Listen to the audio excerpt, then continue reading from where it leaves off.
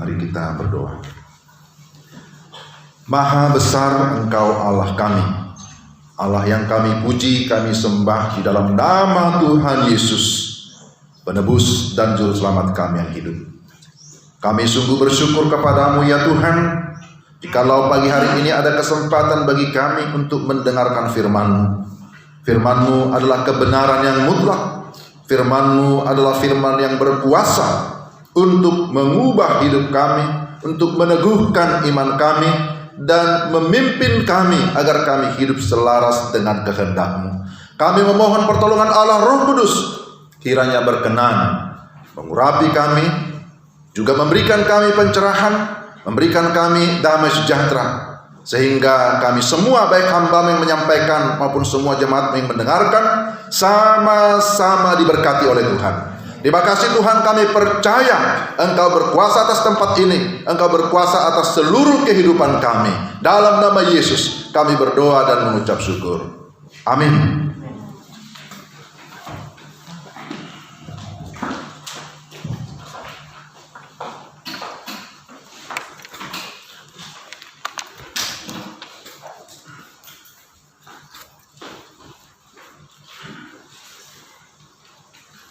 Baik Bapak Ibu yang terkasih dalam Tuhan, kita sekali lagi mengucap syukur kita bisa berjumpa setelah sekian lama ya. Ya, saya menyapa Bapak Ibu Shalom. Ya, saya berharap kita semua masih tetap semangat ya. Karena kalau semangat katanya itu menambah imun juga, menambah kekebalan. Ya, kalau hati yang gembira adalah obat ya. Ya, obat yang manjur. Nah, saya diminta untuk menyampaikan firman Tuhan pada pagi hari ini, dan saya memilih dari Injil Matius, satu perikop yang Bapak Ibu saya yakin sudah sering mendengarkan. Saya ingin menyampaikan lagi ini, Matius pasal 6 mulai dari ayat 25. Matius pasal 6 ayat 25 dan seterusnya saya bacakan. Karena itu aku berkata kepadamu, janganlah khawatir akan hidupmu, akan apa yang hendak kamu makan atau minum, dan janganlah khawatir pula akan tubuhmu, akan apa yang hendak kamu pakai. Bukankah hidup itu lebih penting daripada makanan, dan tubuh itu lebih penting daripada pakaian? Pandanglah burung-burung di langit, yang tidak menabur dan tidak menuai, dan tidak mengumpulkan bekal dalam lumbung, namun diberi makan oleh Bapamu yang di surga. Bukankah kamu jauh melebihi burung-burung itu? Siapakah di antara kamu yang karena kekhawatirannya dapat menambahkan sehasta saja pada jalan hidupnya? Dan mengapa kamu khawatir akan pakaian? Perhatikanlah bunga bakung di ladang yang tumbuh tanpa bekerja dan tanpa memintal. Namun aku berkata kepadamu, Salomo dalam segala kemegahannya pun tidak berpakaian seindah salah satu dari bunga itu. Jadi jika demikian Allah mendandani rumput di ladang yang hari ini ada dan besok dibuang ke dalam api, tidakkah Ia akan terlebih lagi mendandani kamu, hai orang yang kurang percaya? Sebab itu janganlah kamu khawatir dan berkata, apakah yang akan kami makan? Apakah yang akan kami minum? Apakah yang akan kami pakai? Semua itu dicari bangsa-bangsa yang tidak mengenal Allah. Akan tetapi Bapamu yang di surga tahu bahwa kamu memerlukan semuanya itu. Tetapi carilah dahulu kerajaan Allah dan kebenarannya, maka semuanya itu akan ditambahkan kepadamu. Sebab itu janganlah kamu khawatir akan hari besok, karena hari besok mempunyai kesusahannya sendiri. Kesusahan sehari cukuplah untuk sehari. Demikian pembacaan firman Tuhan.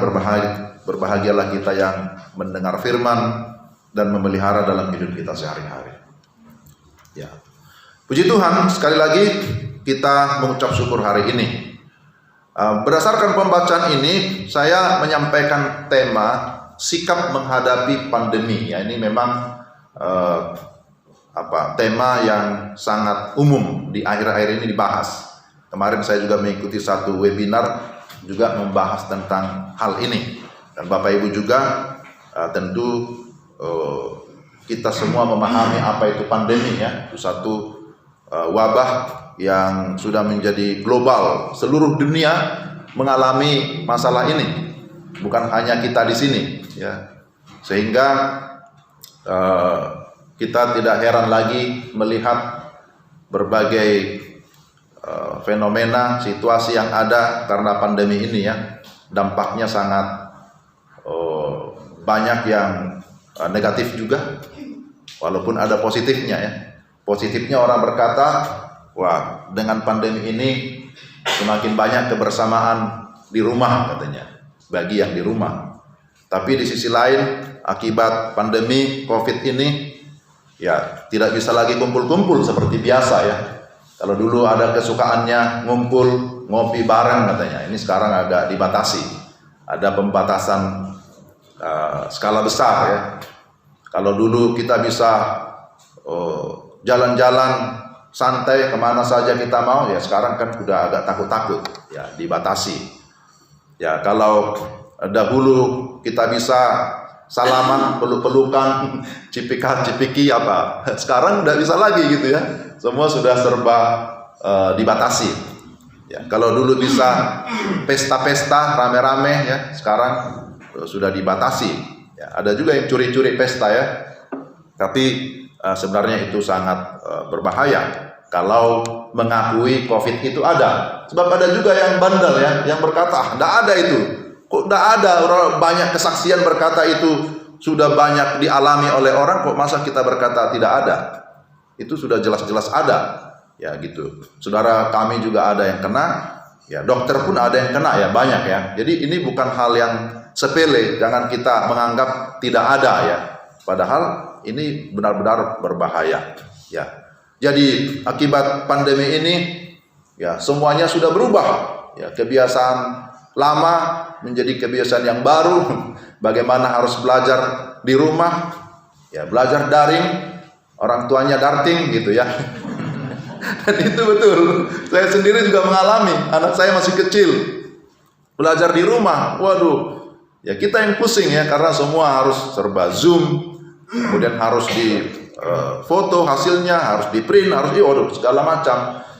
Tambah repot, ya. Jadi kerjanya double. Orang tua harus kerja, sekarang harus ngajar anak sekaligus. Jadi, nah ini juga menjadi kebiasaan yang baru. Ya, berdampak juga bagi keluarga. Ya, kadang karena alasan COVID, keluarganya sakit keras pun tidak dikunjungi. Ini baru-baru ini tulang kami, tulangnya orang Batak, ya. Ya, sakit keras. Ya, sudah meninggal minggu lalu di Sumatera, di Pahai. Tapi abangnya sendiri mulai sakit sampai meninggal tidak pernah melihat, yang tinggal di Kutoarjo di Jawa sana. Ya alasannya COVID gitu. Jadi COVID ini juga bisa memisahkan hubungan, ya. Ya, di sisi lain ada positifnya, dengan COVID orang bisa berkarya kreatif dengan segala macam. Ada yang berkebun, ada yang bikin Zoom online, mengajar online, ibadah dan lain sebagainya. Jadi kita sebagai orang-orang yang percaya kepada Tuhan, ya kita sendiri harus bisa memilah, ya mana positif, mana negatifnya. Dampak yang lain ada juga gara-gara COVID ini suami istri jadi pisah, ya. Ada juga di masa COVID berpisah, bercerai juga ada gitu. Ya kasihan juga karena masalah ekonomi. Ada yang di PHK, tidak bisa kerja, ya kemudian penghasilan menurun, rupanya itu berdampak juga, ya.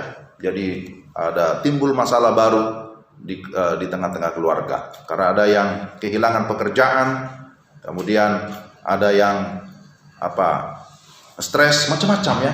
Banyak orang juga yang akhirnya apatis, ya, menghadapi situasi pandemi. Apatis itu artinya apa? Ya sudahlah, terserah saja gitu loh. Ada yang berkata ya sudah, mungkin nasib gitu. Ya kita sebagai orang Kristen tentu tidak mau apatis. Artinya bergantung kepada takdir nasib, tidak demikian kalau kita sebagai orang yang percaya kepada Tuhan. Banyak orang yang akhirnya sudah tidak peduli lagi masalah ketuhanan, masalah ibadah. Ya, seberapa persen anggota jemaat yang masih tekun beribadah pada masa pandemi? Ya syukur-syukur kalau ada 70%, 80%. Tapi juga ada yang sudah tidak lagi. Seperti kami di gereja, saya di gereja POU, Oikumene. Ya, sampai sekarang masih ibadah online. Jadi setiap Kamis kami rekaman. Nanti itu dibagikan linknya, nanti ibadah di rumah. Tapi kelihatan dari catatan persembahan, yang memberi persembahan hanya sekian keluarga. Kemana yang lain? Gitu ya. Kehadirannya mana? Jadi tidak sampai 50%. Ini juga ya menyedihkan juga. Ya. Jadi kalau di sini tadi dikatakan ada 70-80%, ya puji Tuhan. Itu masih tinggi persentase itu. Artinya bahwa masa pandemi ini bukan masa yang mudah. Karena banyak orang akhirnya menjadi tawar hati juga. Kok terlalu lama ya? Sampai kapan ya? Ya, sampai kapan pandemi ini? Ya kita menjawabnya tidak tahu. Lalu orang kait-kaitkan apakah ini mau akhir zaman? Kita juga tidak tahu gitu ya. Karena spekulasi namanya. Tetapi mari kita kembali kepada firman Tuhan. Kalau bicara akhir zaman, ya belumlah. Karena tanda-tanda akhir zaman itu bukan pandemi seperti ini. Ini hanya tanda-tanda yang biasa saja awal. Karena pandemi itu bukan hanya terjadi sekarang kan. Dulu pun sudah ada. Zaman-zaman dulu di Alkitab juga sudah dicatat bagaimana ada tulah, ada sejenis inilah pandemi begitu ya. Ya, jadi kalau disebut tentang akhir zaman, Kristus akan datang, itu dikaitkan dengan masalah misi penginjilan. Matius 24 ayat 14 itu ya, dikatakan bahwa kesudahan segala sesuatu akan tiba kalau Injil Kerajaan Allah sudah sampai kepada segala bangsa.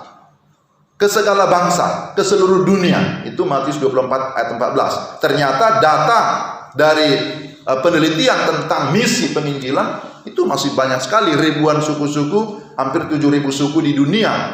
Dari 16.000 suku di dunia ini menurut data project, ya, yang belum mendengarkan Injil itu hampir 7.000. Berarti pandemi ini belum tanda kedatangan Kristus yang sudah cepat. Ya, itu kan berdasarkan analisa Alkitab. Tapi kita pun tidak tahu ya kapan dia akan datang. Hanya Bapa yang tahu. Nah, sekarang bagaimana kita menyikapi pandemi ini kan gitu ya?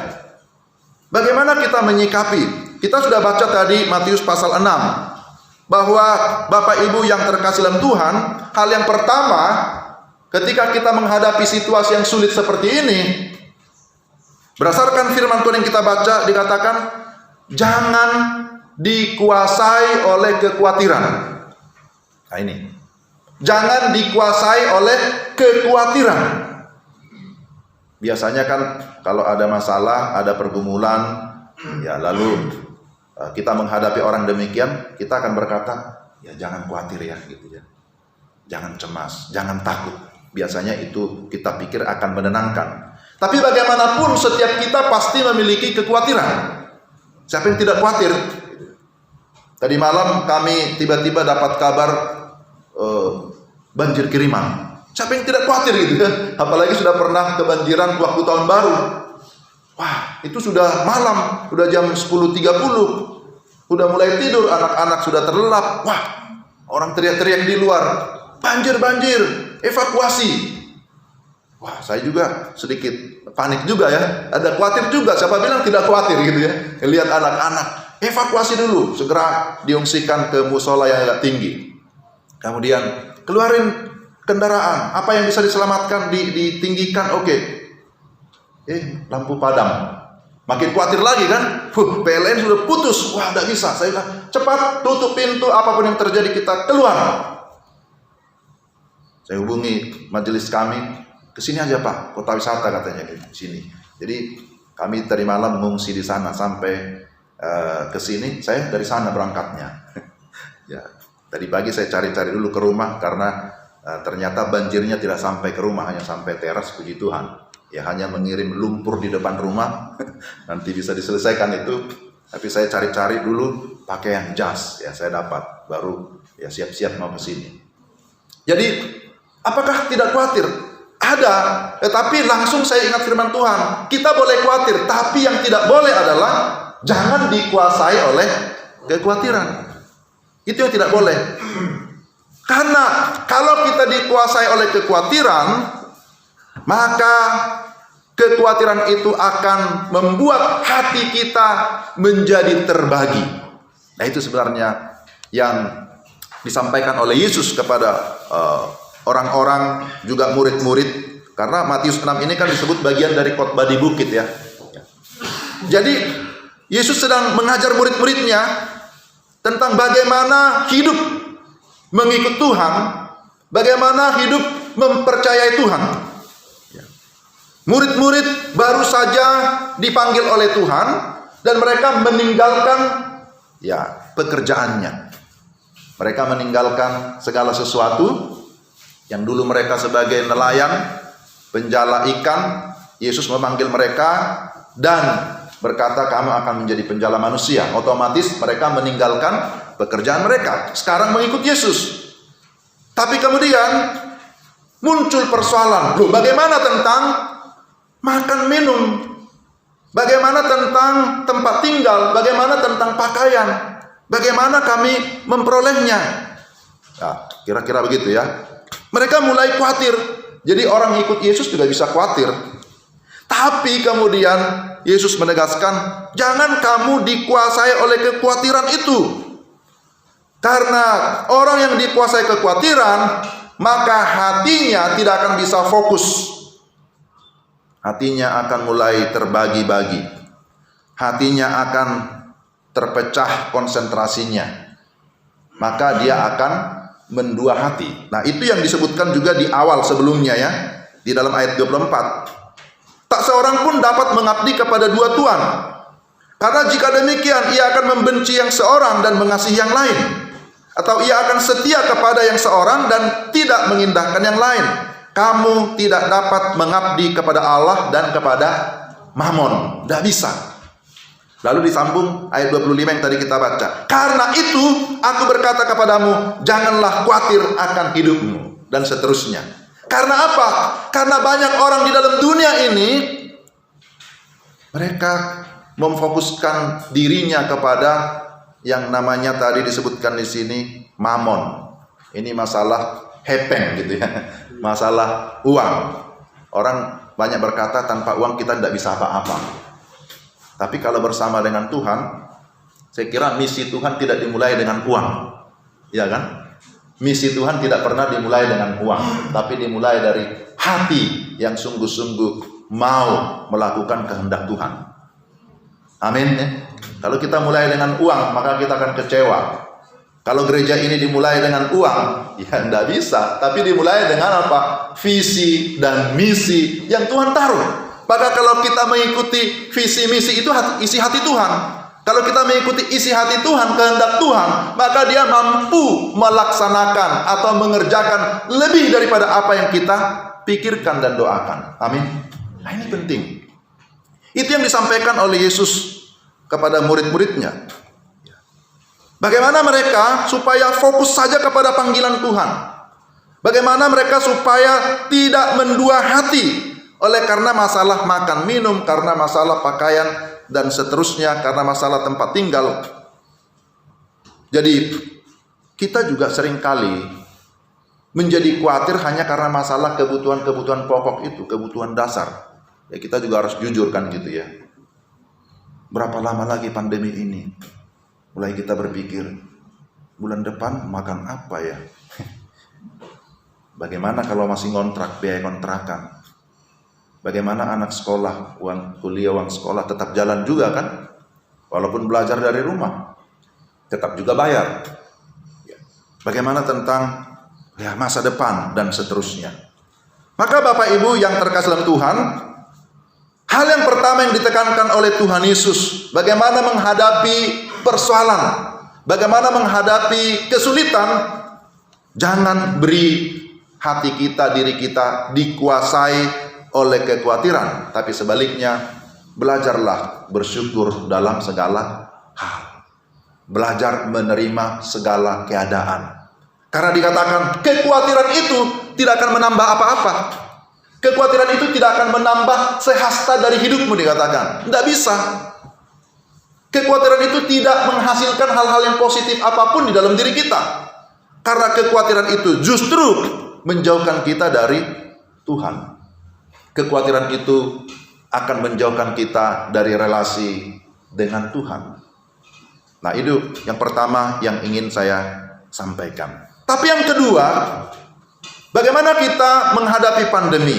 Bagaimana kita menghadapi kesulitan? Mari kita melihat kesulitan melihat masalah sebagai satu kesempatan. Nah, ini juga tidak mudah Bapak Ibu. Melihat kesulitan, melihat pandemi ini sebagai satu kesempatan. Kesempatan untuk apa? Kesempatan untuk kita bisa berbagi. Kesempatan untuk bisa melayani. Kesempatan untuk bisa meningkatkan relasi atau hubungan dengan saudara-saudara yang lain. Karena kenyataannya banyak orang melihat masalah ini dari sisi negatif, sehingga dipikir, wah, kesulitan ini sudah menutup pintu. Pintu untuk apa? Pintu untuk berbagi, pintu untuk melayani, dengan alasan, untuk saya aja kurang. Boro-boro mau peduli kepada orang lain. Boro-boro mau berbagi dengan orang lain. Saya kehidupannya seperti ini. Wah, ini tantangan. Bapak Ibu yang terselim Tuhan, saya menceritakan keluarga saya. Jangan ceritain keluarga orang lain ya, nanti repot.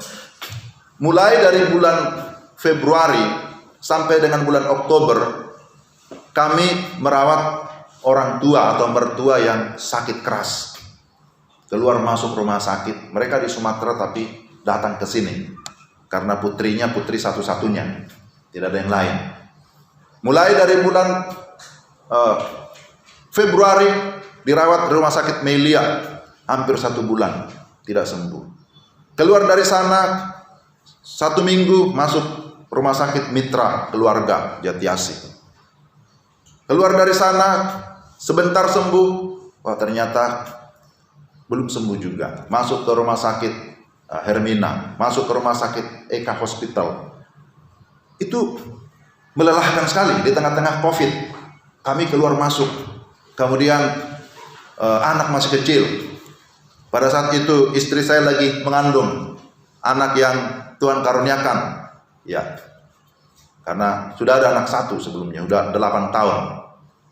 Tidak kami duga, tapi Tuhan berikan sejak bulan Oktober yang lalu. Dia harus keluar masuk ke rumah sakit. Menakutkan juga. Khawatir juga. Wah, gimana ini ya? Keluar masuk rumah sakit sementara COVID semakin mengganas. Orang tua ini juga sakitnya parah. Kami pun hanya berserah kepada Tuhan. Bagi kami masa-masa yang sulit itu adalah kesempatan. Kesempatan apa?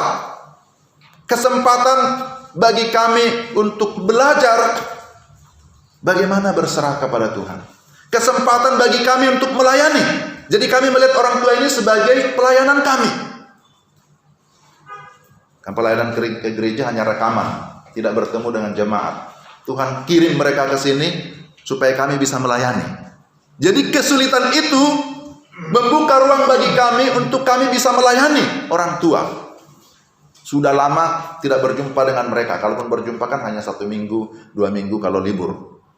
Tapi sekarang 8 bulan. Lumpuh selama 7 bulan, tidak bisa berjalan. Ada sakit gula, kemudian sakit paru, jantung. Setiap kali ke rumah sakit 4 dokter harus ditemui gitu ya. Tapi sesuatu terjadi. 1 bulan terakhir, mulai bulan September, dia mulai bisa berdiri gitu ya. Ada alat terapi juga yang dipakai. Ya namanya Seragen ya. Promosi sedikit. Jadi 1 bulan terakhir dia mulai bisa berjalan, bisa melangkah. Kemudian dia pakai tongkat bisa. Dan dia minta pulang saja. Sudah bisa pulang. Minggu yang lalu Bapak Ibu, mereka pulang. Mertua dua-dua ini. Tadi malam saya berpikir, kalau seandainya mereka ada di sini, wah bagaimana ya? Saya bersyukur juga. Mereka sembuh dan bisa pulang. Kalau tadi malam mereka ada, bagaimana caranya mengungsikan mereka ini? Wah, itu satu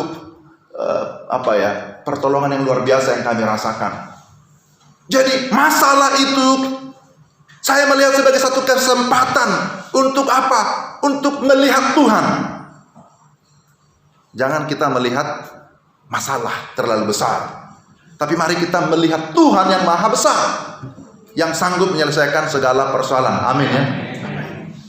Saya langsung ingat kisah tentang 12 pengintai itu. Yosua dan Kaleb. Bapak Kaleb di sini ya. 10 orang berkata, wah di sana itu masalahnya besar sekali, kita tidak mungkin masuk ke sana. Masalah di sana orang seperti raksasa-raksasa besar, kita ini seperti belalang kecil, tidak mungkin kita masuk ke tanah perjanjian itu. Tapi kemudian 2 orang itu datang, Yosua dan Kaleb. Mereka juga berkata betul, laporan mereka tidak salah. Faktanya memang di sana ada persoalan, ada masalah yang berat. Bahwa betul di sana ada musuh-musuh yang besar, raksasa-raksasa. Mereka memang besar-besar, kita memang kecil, itu betul. Tapi apa bedanya dengan yang 10 orang? Yang 10 orang itu berpusat kepada masalah. Tapi yang 2 orang itu berpusat kepada Tuhan. Dan mereka berkata bahwa masalah itu memang ada, tapi kita punya Tuhan yang maha besar, dan bersama dengan Tuhan kita akan mengalahkan musuh-musuh itu. Luar biasa. Ini bicara tentang cara pandang Bapak Ibu. Bagaimana kita menyikapi persoalan, menyikapi pandemi ini. Kalau kita fokus kepada masalah pandemi ini, sekali lagi itu tidak akan membuat kita akan lebih sejahtera, akan membuat kita lebih sehat, membuat kita lebih imun. Tidak. Tapi ketika kita masih mampu memandang kepada Tuhan yang maha besar, maka kita akan melihat semua masalah ini berada di bawah kontrol daripada Tuhan, berada di bawah kekuasaan Tuhan, sehingga kita masih memiliki yang namanya ruang iman. Nah, ini penting Bapak Ibu. Ada ruang iman. Maka Yesus berkata, mengapa kamu tidak percaya? Jangan kamu serupa dengan orang-orang yang tidak mengenal Tuhan. Kalau kita sama prinsipnya dengan orang yang tidak mengenal Tuhan, ya apa bedanya kita? Orang lain khawatir, mereka udah begini-begini, lalu kita juga ikut nambah, iya, kami juga tidak tahu lagi mau buat apa gitu. Ya apa bedanya? Maka Yesus berkata, mengapa kamu tidak percaya? Lihatlah, ada ciptaan lain. Burung-burung aku juga menciptakan itu. Burung-burung di langit, burung-burung di udara. Mereka tidak menanam, tidak menabur, tapi diberikan semua kecukupan. Lihat bunga bakung di padang, diberikan keindahan. Nah, Yesus sedang memberikan perbandingan antara manusia dengan ciptaan lain. Ciptaan yang lain, dia juga menciptakan burung-burung atau hewan, tumbuh-tumbuhan, dia juga yang mencipta. Dan Tuhan memelihara mereka. Apalagi kamu, dikatakan oleh Yesus, kamu yang adalah gambar dan rupaku, ciptaan yang termulia, ciptaan yang memiliki citra Allah di dalam dirinya. Masakan aku tidak memelihara kamu? Bukankah aku yang memanggil kamu menjadi muridku? Ini prinsip juga. Kalau Tuhan memanggil, Dia akan melengkapi kita. Amin ya. Kalau Tuhan yang memanggil kita, Dia memilih kita, maka Dia menjamin kehidupan kita. Dia tidak hanya memanggil lalu membiarkan kita. Dia tidak hanya menciptakan kita, menyelamatkan kita lalu meninggalkan kita. Itu bukan Allah yang sejati. Tapi Allah kita yang sejati. Dia mencipta, Dia menebus, Dia berjanji, menyertai, memelihara sampai kepada akhir zaman. Amin. Nah, ini penting Bapak Ibu. Jikalau kita memiliki pikiran yang positif, maka itu akan meningkatkan gairah kita, kekebalan tubuh kita, kesehatan kita. Ketika kita melihat pandemi ini sebagai satu kesempatan, maka Bapak Ibu kita akan mampu memiliki iman, beriman kepada Tuhan. Ada ruang iman di tengah-tengah kesulitan. Jangan membiarkan kesulitan itu menghambat kesempatan kita untuk melayani. Jadi jangan berkata begini, wah ya sudahlah, kue sera-sera katanya, apa yang terjadi terjadilah. Pasrah. Tapi pasrah yang tidak beriman itu tidak alkitabiah. Nah, kita mau sungguh-sungguh menyikapi pandemi ini, melihatnya sebagai kesempatan kairos untuk bisa melihat orang lain, peduli kepada orang lain, berbagi kepada orang lain. Berbagi itu tidak hanya berbagi uang, berbagi makan minum, itu juga betul, tapi juga berbagi informasi, berbagi firman, berbagi apalagi hal-hal yang bisa kita berikan motivasi. Saya juga salah satu saya lakukan selama pandemi ini, bagaimana saya bisa menyiarkan firman Tuhan lebih luas. Ada media yang gratis dikasih kepada kita selain Zoom. Buat PA, seminar-seminar, ada YouTube, saya rekam khotbah, saya rekam renungan, saya bagikan, seluruh dunia bisa melihat itu, mendengar itu, kira-kira begitu ya. Ini menjadi kesempatan lebih luas untuk melayani. Jadi jangan melihat pandemi ini sebagai kutukan dari Tuhan. Tuhan sudah tidak sayang lagi, tidak. Justru ini adalah ujian yang Tuhan izinkan terjadi, bagaimana kita meningkatkan keimanan kita kepada Tuhan. Karena bukan hanya Bapak, Ibu, dan saya yang mengalami, seluruh dunia mengalami. Nah, ini yang kita pelajari dari bagian ini. Jadi menyikapi pandemi, pertama, jangan beri diri dikuasai kekhawatiran. Yang kedua, lihat pandemi ini sebagai satu kesempatan untuk melayani, kesempatan untuk berbagi, kesempatan untuk bisa saling menguatkan, membangun relasi satu dengan yang lain. Jangan juga cuek ya. Jangan juga kita masa bodoh, itu urusanmu, itu bukan urusanku. Enggak juga. Itu sebabnya kita selalu mematuhi aturan-aturan ini ya, protokol kita 3M katanya kita ikuti. Karena kita peduli, bukan hanya peduli kepada diri kita, tapi peduli kepada orang lain. Jadi jangan bilang, enggak apa-apa. Ya kita juga harus menjaga orang lain, bukan hanya menjaga diri kita. Tapi yang terakhir Bapak Ibu, yang mau kita lihat di sini adalah bagaimana kita tetap memprioritaskan kerajaan Allah. Matius 6 ayat 33 di sana dikatakan, carilah dahulu kerajaan Allah dan kebenarannya, maka semuanya itu akan ditambahkan kepadamu. Menyikapi pandemi, maka kita harus tetap memiliki skala prioritas. Ini penting, skala prioritas. Ada yang terpenting di antara yang penting-penting. Penting kita bekerja, penting bagaimana cari nafkah dan seterusnya. Penting membangun relasi dengan sesama, penting untuk melayani. Semua penting, tapi di antara semua yang penting ada skala prioritas. Yang terpenting ialah kita mendahulukan kerajaan Allah. Ini penting. Ini yang paling pokok. Carilah dahulu kerajaan Allah. Istilah kerajaan Allah ini bisa diartikan pemerintahan Allah. Istilah kerajaan Allah ini berbicara tentang kedaulatan Allah. Istilah kerajaan Allah ini berbicara tentang kehendak Allah. Jadi pemerintahan Allah, kedaulatan Allah, kehendak Allah. Maka waktu dikatakan cari dahulu kerajaan Allah, mencari itu berarti ada usaha kan? Ada aspek ketekunan di sana. Kalau dikatakan cari dahulu, kalau kita kehilangan sesuatu kita cari, kita berusaha mencari. Cari dahulu kerajaan Allah, artinya kita bertekun untuk hidup, menyerahkan hidup di bawah pimpinan pemerintahan Allah, kedaulatan Allah, hidup sesuai dengan kehendak Allah, sesuai dengan kebenarannya. Maka saya percaya janji Tuhan akan digenapi dalam hidup kita. Amin ya. Jadi ketika kita mendahulukan Tuhan, Dia adalah sumber hidup, Dia sumber segala berkat, maka berkatnya akan diarahkan kepada kita. Tapi kalau kita balik, kita lebih mengutamakan berkat, kemungkinan kita tidak akan mendapatkan berkat, kita kecewa, tapi juga kita kehilangan Tuhan. Kita juga bisa kehilangan hubungan dengan Tuhan. Nah, ini yang harus kita perhatikan.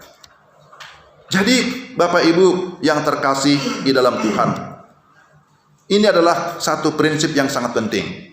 Mendahulukan kerajaan Allah atau mengutamakan, memprioritaskan Tuhan di dalam hidup kita. Ini menjadi satu kekuatan besar yang membuat kita memiliki ketahanan rohani. Kita kan tidak hanya ketahanan fisik, ketahanan rohani juga. Harus seimbang, sehat jasmani dan rohani.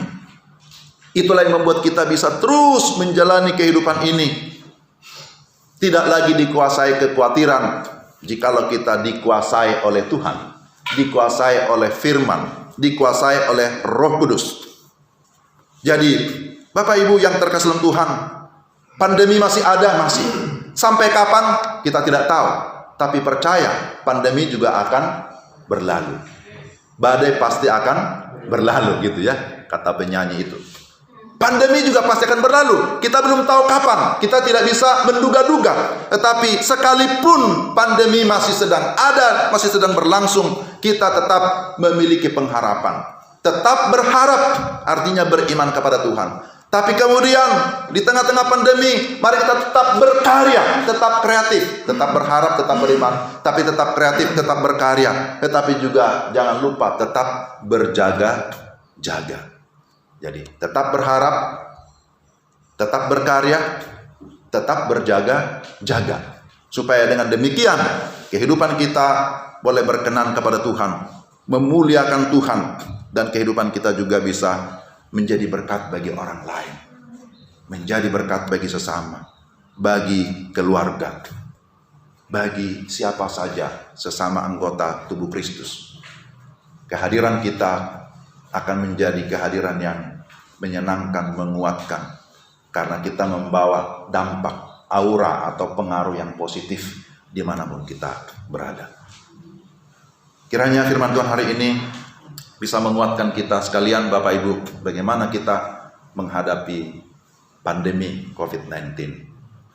Pertama, sekali lagi saya ulang, jangan beri diri dikuasai kekhawatiran, karena kekhawatiran akan membuat hati kita terbagi. Tapi yang kedua, pandemi haruslah menjadi kesempatan bagi kita untuk bisa melayani. Di sana ada ruang iman. Di sana ada ruang untuk kita berelasi, peduli kepada sesama. Tapi yang terakhir, pandemi ini menolong kita supaya kita tahu skala prioritas. Bahwa ada Tuhan, ada kerajaan Allah yang terutama. Dan ketika kita mengutamakan kerajaan Allah, hidup dalam kebenarannya, percayalah, Dia tidak akan kekurangan apa-apa untuk mensuplai kita. Dia sumber. Dia sanggup menyediakan segala sesuatu yang kita butuhkan. Karena dikatakan di sini Allah Bapa tahu apa yang kamu pakai, apa yang kamu minum, apa yang kamu makan, apa yang akan kamu tempati. Bapa tahu. Persoalannya adalah apakah kita memang mau hidup mengandalkan Bapa? Kalau kita sekali lagi mengandalkan Bapa, mengandalkan hidup dalam kerajaannya, maka kita akan dibebaskan dari kekhawatiran. Kita akan diberikan kedamaian, diberikan kemampuan untuk terus menjalani kehidupan kita. Mari kita berdoa. Tuhan, terima kasih firman-Mu pada pagi hari ini menyapa kami. Kami berdoa supaya Allah Roh Kudus menolong kami untuk kami dapat memahami firman-Mu dengan baik. Dan bukan hanya memahami, kami dapat mengalami firman-Mu. Bukan hanya mengalami, tapi kami dapat membagikan firman-Mu supaya melalui kehidupan kami, sungguh orang lain juga bisa diteguhkan, diberkati, dan terutama Tuhan dimuliakan, Tuhan disenangkan melalui sikap kami, melalui perbuatan kami, melalui perkataan kami, melalui seluruh kehidupan kami. Hamba-Mu terbatas untuk menyampaikan firman-Mu, tetapi kami memiliki Allah Roh Kudus tidak pernah terbatas kasih-Nya. Engkaulah pengajar utama, Engkaulah penghibur utama di dalam seluruh kehidupan kami. Berkati jemaat-Mu di tempat ini yang sudah mendengarkan firman-Mu. Di dalam nama Yesus Kristus kami sudah berdoa dan mengucap syukur. Amin.